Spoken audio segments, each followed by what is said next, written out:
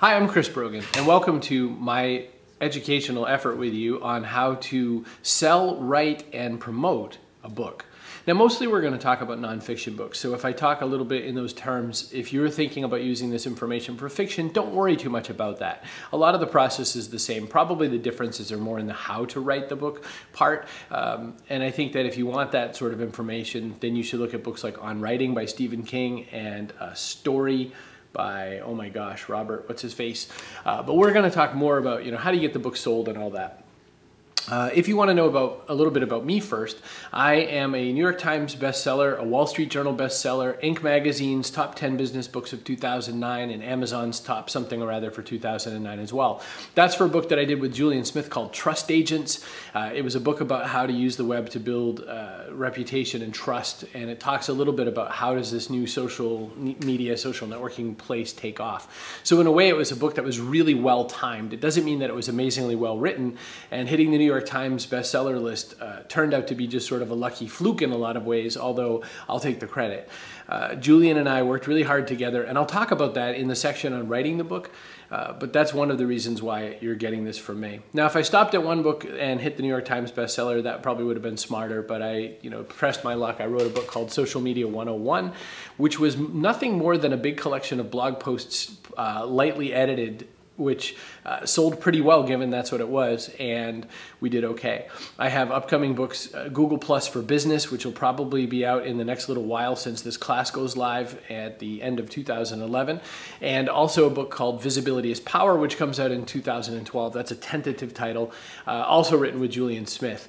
We could talk in the writing section, which is part 2 of this, on what it's like to write with a co-author. There's pluses and minuses for sure, and I'm sure Julian would say the same thing. In this section, we wanted to talk a little bit about how to get a book sold, because if you're anything like me, it's probable that you had the same kind of opinion that I did, which is quite different than how books really get sold. Especially in the business book market, most definitely in the nonfiction market, books get sold not based on if it's going to be a great book or not, although no one's really going to publish a terrible idea of a book. It's about whether or not you have any kind of a platform to sell from. It's whether or not you have any kind of a way to help move the book along. Books don't show up in bookstores because they're a great idea. Books don't show up in bookstores because it's a spiffy story and it has to be told. Books show up in bookstores for one of a few reasons. One is that the publishing house knows that they can sell the book. For example, in the end of 2009 into 2010, if you're writing books about the financial crisis, it was an easy book to sell. If you are writing books about very topical things, sometimes it's an easy book to sell if you get first to market. If you're writing books that are how-to about new technology, for example, those books are reasonably easy to get sold. But not all books are a perfect seller. You might have the best information in the world about how to forage for mushrooms. That book either could be a great seller or could be nothing. It depends whether or not you know the kinds of people who'd want to buy a book on how to forage for mushrooms. So I guess the first thing to understand about how to get published is not think that it starts with a good book. Honestly, it starts with a great platform. But let's get to that second. Let's talk a little bit about a proposal. First off, it's amazing how many people think that you could sell a book just by talking to a book editor and saying, I've got this great idea for a book, can I send you information about it? Or can I send you the book itself? Or can I send you a chapter? Some people say, I've already written this book, why would you possibly need a proposal? Well, it's just not how the industry seems to work. And remember, I'm an outsider. I'm not in the publishing industry. I know lots of people in it. I get the opportunity to speak at places like O'Reilly's Tools of Change, where I address a lot of publishers, but I'm not a book publisher. At best, I'm a blog publisher. But I work with a lot of publishers, from Wiley, from Pearson, from different groups inside of Pearson, and I'm friends with people at McGraw-Hill and Random House and all these other houses as well. So why does a proposal start the process? Because it's a format that they're used to. What goes into a proposal? Let me get you this. So if you want to grab a piece of paper or something, if you want to pause the video, you could do that. But here's what we're going to do. We're going to walk through the 12 or so things that show up in a proposal. First off, it's amazing how many people in a book proposal fail at the simplest part, putting your contact information on every page so that people can actually reach you. Make sure that you add an email address and or phone number. You may be Mr. Technology, you may be Miss Future Forward, but if all you're giving is your Twitter handle for how to get in touch with people, it's not likely that you're going to get what you want. So put your contact information, put your name, your physical mailing address, your email, and a phone number. It's probably the best bet. And why do I start with this? Because so many people don't do it. I've heard this from my people in the publishing industry. I've heard this from friends who've written books who said, oh, I totally forgot that. Second off, right after the title and the proposed subtitle of the book, which probably should go at the very beginning of your proposal, put a summary. And what goes in a summary? A summary is a couple of paragraphs of information about what you think the book is going to be about, how you think the book will deliver, what it's going to be.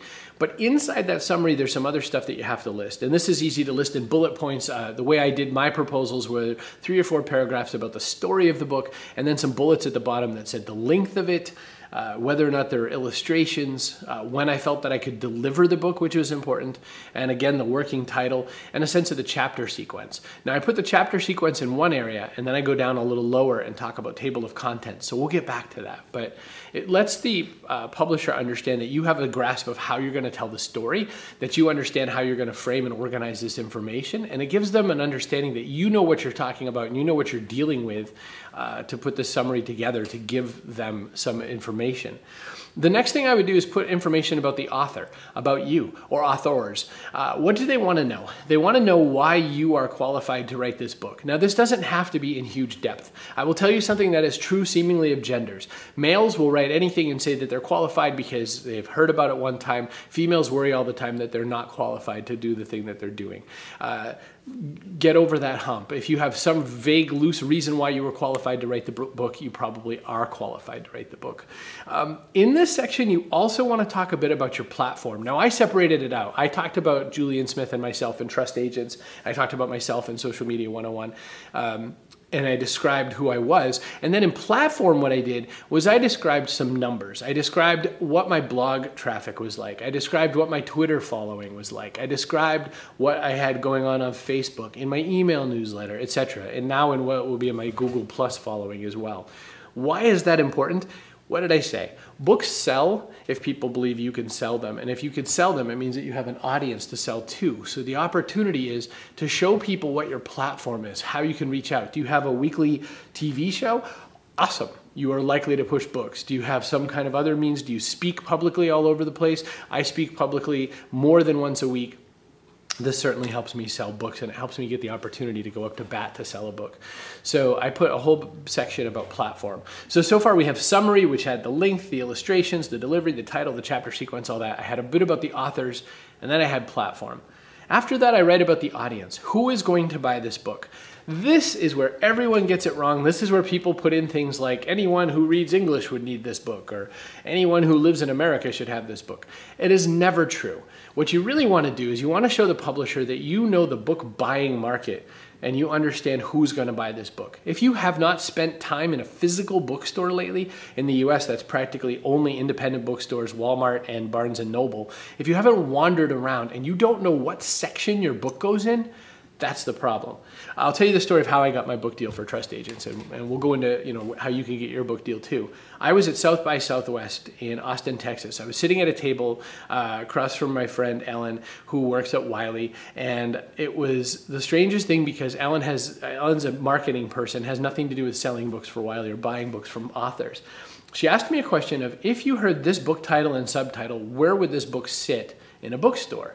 And I said, well, at Borders, it would be in this section, but they don't have that section at Barnes & Noble, so the book would be over here. And that's when Ellen looked over at me and said, how come you don't have a book?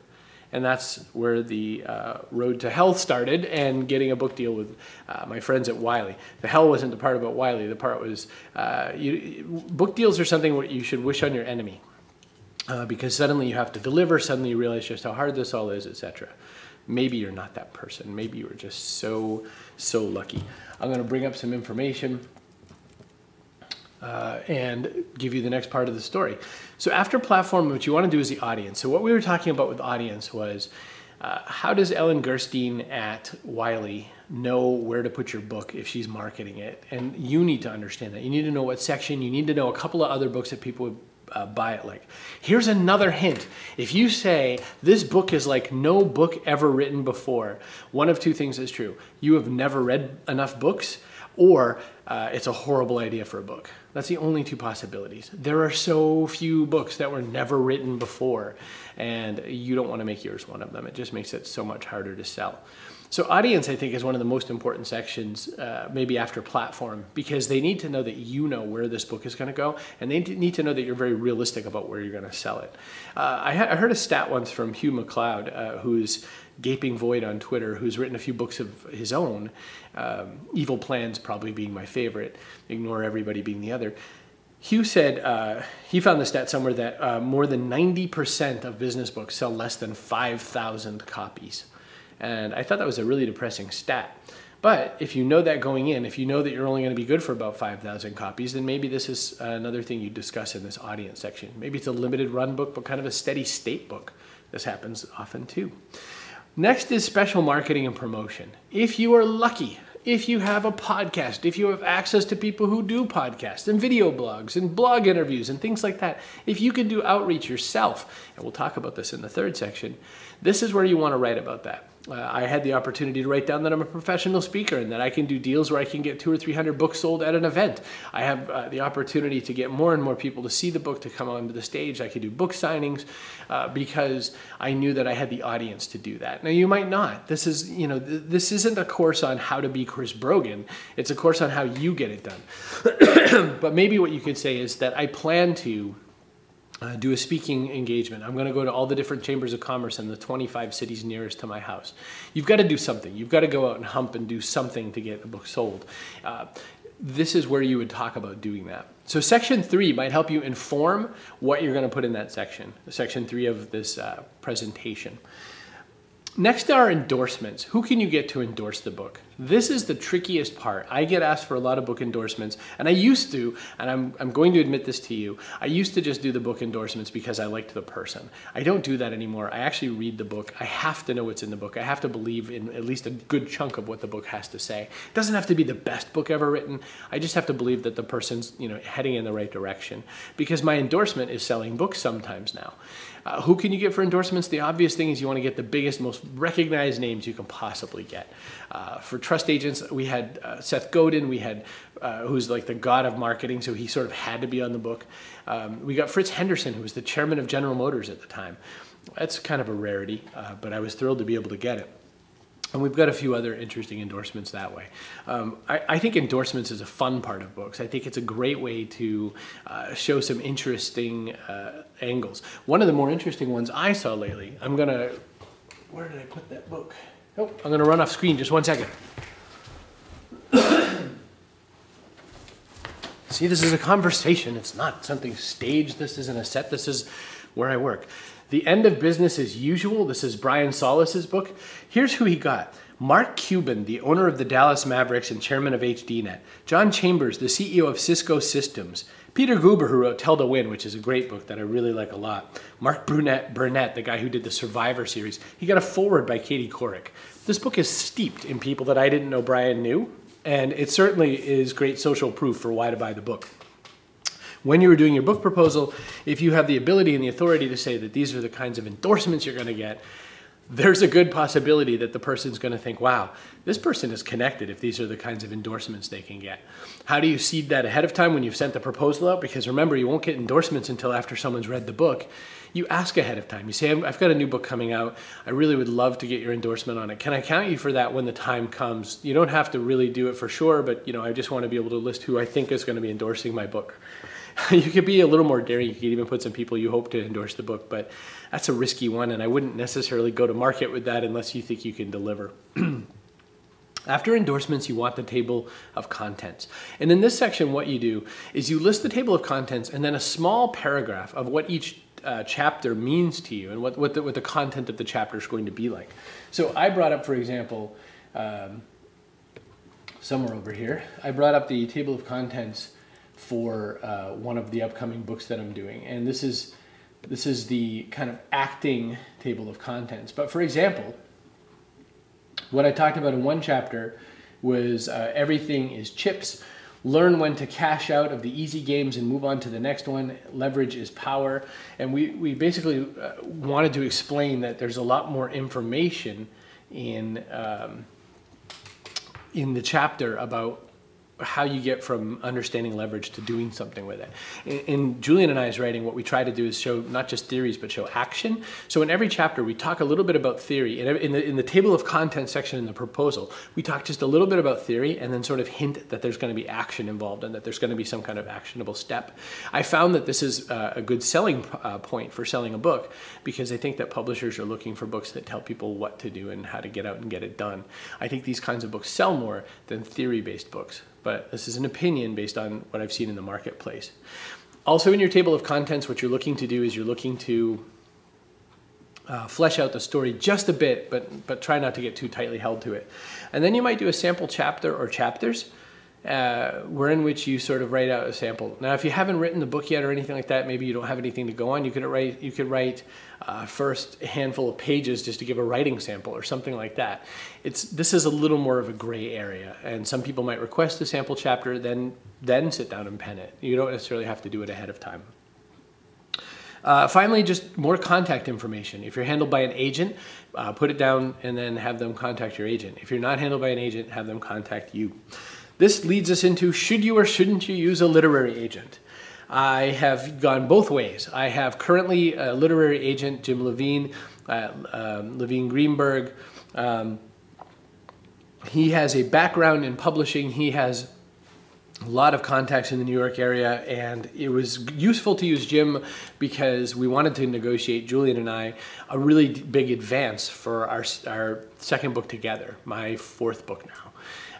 And we did that with an agent because we knew that the agent could be stronger at negotiating than Julian and I could be at this point, because we don't know where the leverage points are and all that. I also have done it the other way, where I've done all my own negotiating, and then working with an agent isn't as easy because I have the relationships already. My first book and second book with Wiley were like that, and I worked directly with Matt Holt and Shannon Vargo, and it worked great for me. It's up to you, really. And I hate answers that say it's up to you, because I know you want something specific.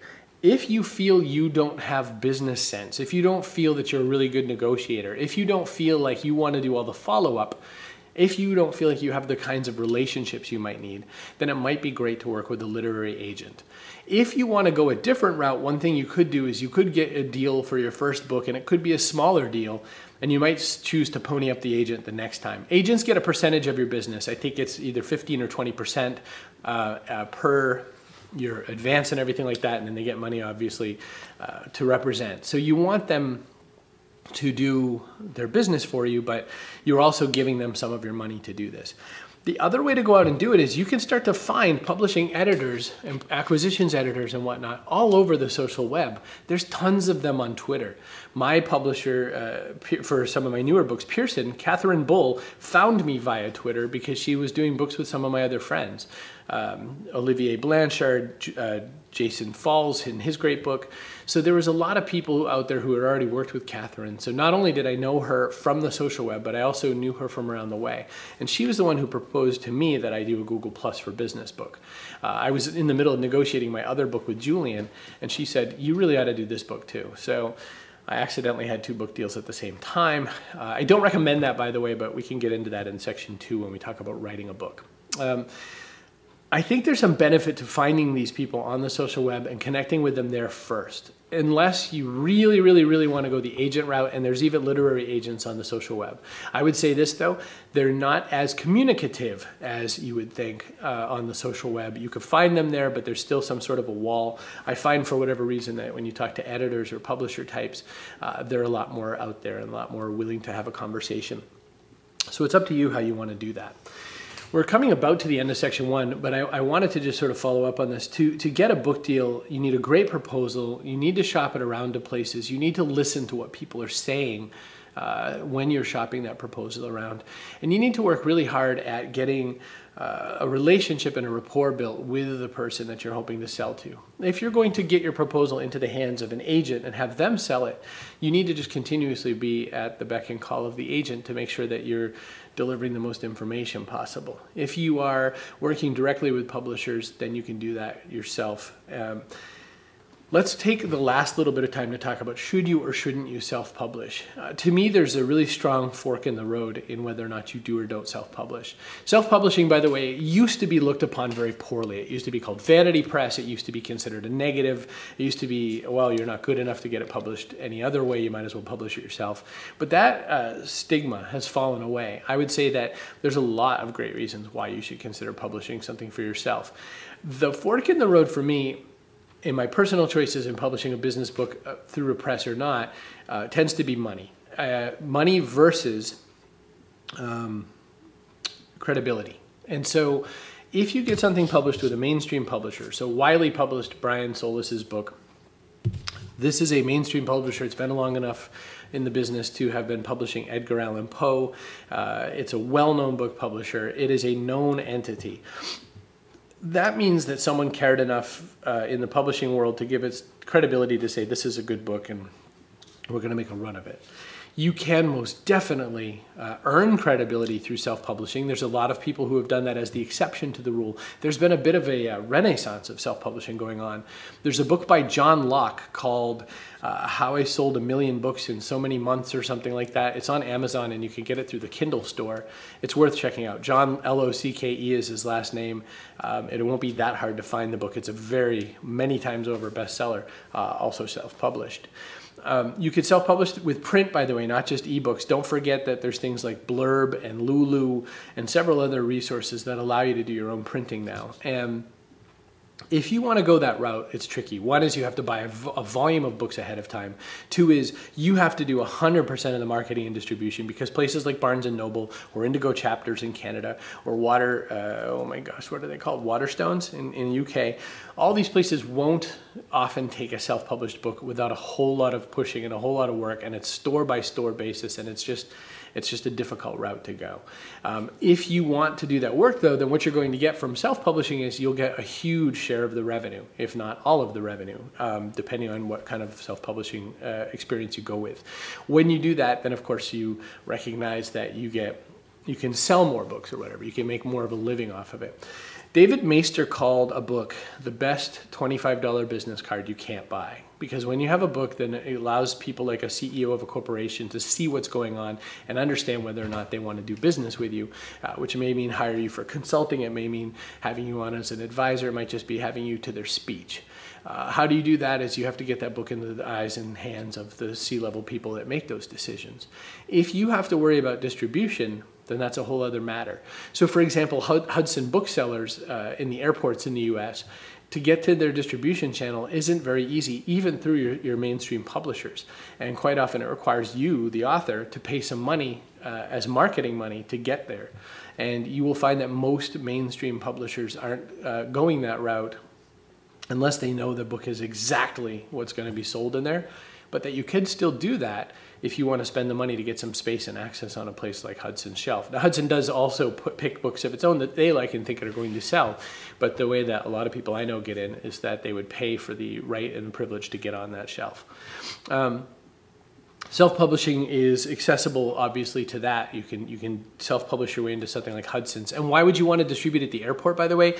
Because all the C-level people who fly in and out stop by those bookstores to consider picking up a business book to read on the plane or a nonfiction book to pick up and read on the plane. And so should that part of the business be useful to you, that's one way to consider that.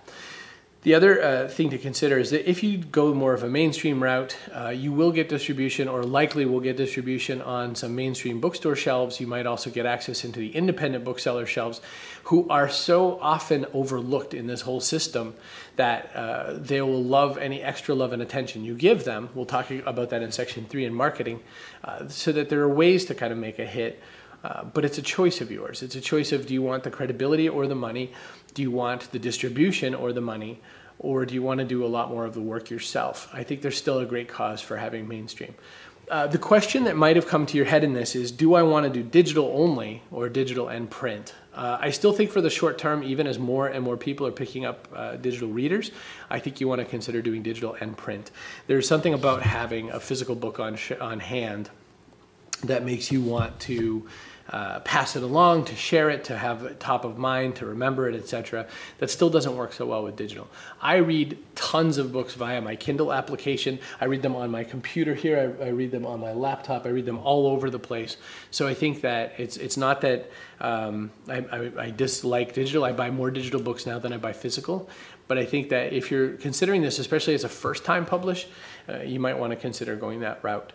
So hopefully that information gets you started in the ideas of what you need to do for a proposal, how you start finding somebody who publishes the books that you want, whether or not you should consider self-publishing or not, whether or not to do fully digital or not. And again, in the second section, we're going to talk about how to get the book written. I want to end on just one note on the first section, which is in getting yourself published, in trying to find somebody to publish, you have to do the homework. Deals don't come and just land on you. I have the one rare exception to that story where I was sitting across from Ellen Gerstein and she actually just handed me the deal. It doesn't happen that way. You have to do the work, you have to do the homework. But with Google and searching and finding it, the other way you can do it is go find the books that you love and that you think are closest to the kind of book you're writing, and find who published that, and find the editor for that. Find the person who had something to do with that book, and you will find them on the social web. They are there. They're on Twitter. They're on Facebook. They might even be on Google+. They're possibly in LinkedIn. It's a little harder to make your connection there, but see what you can do to find them. Okay, section 2 is going to be about the actual grunt work of doing the writing. Let's get back to that in a little bit. Let's take just a quick break, and you can pick up section 2 in a second. I'm Chris Brogan. This has been how to get your book sold, get your book written, and get your book marketed the way I know how to do it.